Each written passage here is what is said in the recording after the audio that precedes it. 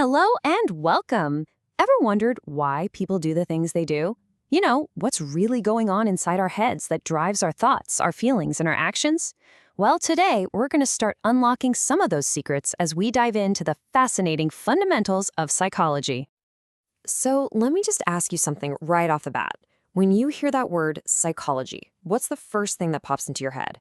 Is it, a patient lying on a therapist's couch? Or maybe you picture one of those colorful brain scans. Whatever it is, I'm willing to bet that the actual field of psychology is way, way broader than you might think. Okay, so here's our roadmap for this journey. We're going to start with a really clear definition of what psychology is. Then we'll get into its four main goals, what it's trying to accomplish. After that, a quick trip through its history, a look at all its modern branches, and finally, we'll open up the actual toolkit psychologists use to figure all this stuff out. All right, section 1. What is psychology really?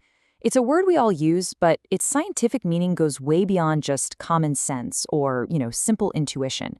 It's a real science, and it all starts with a very specific definition. Here it is.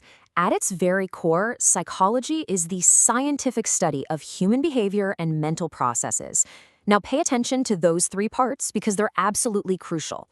It's a science, which means it's all about evidence and systematic observation, not just gut feelings. Let's unpack that a little bit. That first part, science, means psychologists follow strict procedures. They don't just guess. Then you have behavior, and that's everything we can actually see on the outside. Talking, crying, moving around, it's all observable. But then there are the mental processes, and that's all the hidden stuff, the internal world of thinking, feeling, and remembering. So psychology tackles both the seen and the unseen. But why? Why study all this stuff? What's the end game? Well, as it turns out, psychology has four very specific and pretty powerful goals. Think about it like this. Let's say a really good student suddenly starts getting bad grades. The first step for a psychologist is description, just observing what's happening. The student is tired in class, not turning in homework. Step 2 is explanation, trying to figure out why. Is it stress at home? Maybe they're not sleeping? Step 3 is prediction. What's going to happen if this keeps up? And finally, step 4 is control. How can we help modify that behavior to get a better outcome, to get them back on track? See, it's a process. And that process right there shows you the real-world power of this field. But believe me, getting to this point was quite a journey. The field has a really fascinating and sometimes pretty dramatic history that totally shaped how we see the mind today. As a formal science, psychology is actually pretty young. It's only been around for about 140 years or so. It all kicked off in 1879 with an idea called structuralism, which tried to break the mind down into its tiniest parts. But then functionalism came along and said, whoa, wait a minute. It's not about the parts, it's about what the mind does for us. And from there, the ideas just exploded. You had Gestalt psychology, Freud's deep dive into the unconscious with psychoanalysis, and then behaviorism, which basically slammed the door on the mind and said we should only study what we can physically see. And you can really see the clash of ideas between those two giants. Behaviorism, led by John B. Watson, said the mind is a complete black box. We can't see in, so let's just ignore it and focus on behavior. But on the other side, you had Sigmund Freud's psychoanalysis, which argued that the conscious mind is just the tip of the iceberg. He believed the real action was happening deep down in our unconscious, with all its hidden desires and conflicts. Two completely opposite views. So, who won the debate?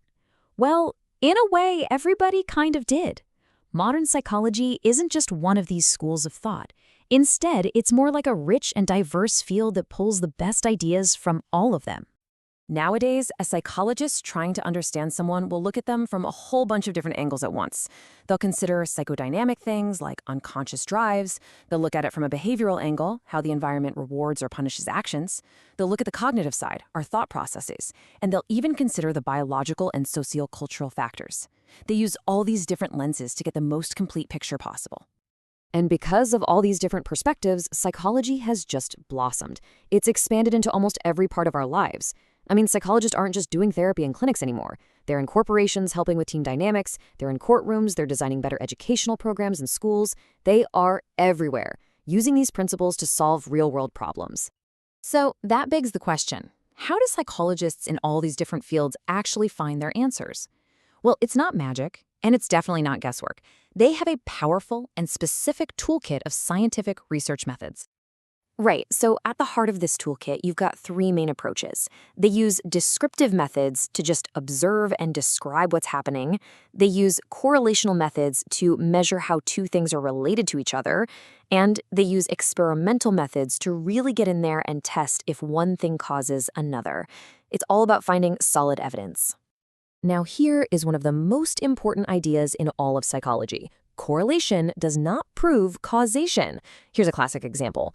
Ice cream sales and shark attacks are correlated. They both go up during the summer. But obviously, buying ice cream doesn't cause shark attacks. A correlational study can only show that they're connected. To prove cause and effect, you absolutely have to do an experiment where you manipulate one variable to see its direct effect on another. So, how does this all come together?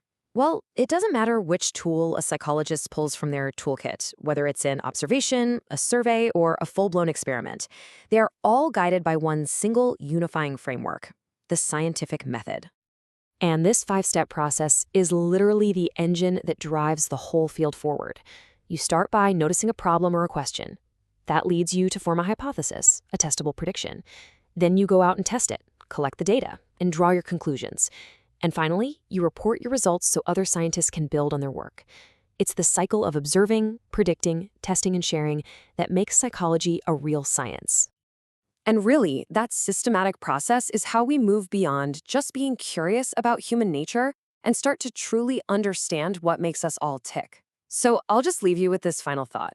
Now that you've had a peek inside the psychologist's toolkit, what's the one big question about the human mind that you'd want to try and answer first?